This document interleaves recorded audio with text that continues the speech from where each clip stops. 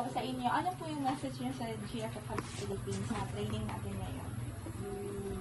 Thank you, GFF Foundation, for the opportunity and training na magamit namin like yung massage oil.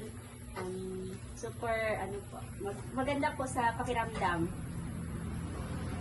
About po sa family niyo, paano niyo po ito mapakikinabangan? Magagamit po namin ito lalo na sa magulang namin na nahihirapang maglakad.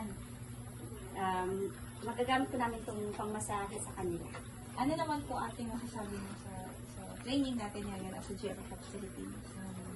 Ang masasabi ko lang po ay marami po kaming natutunan sa ginger oil, turmeric oil training. Magagamit po namin ito sa aming pang-araw-araw. Tsaka magagamit po namin ito sa aming livelihood. Pwede po namin na ibenta para makatulong sa aming family.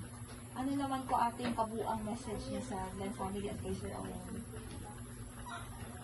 Thank you, Sir Owen. Thank you GFF Philippines Foundation. Thank you, Sir Owen.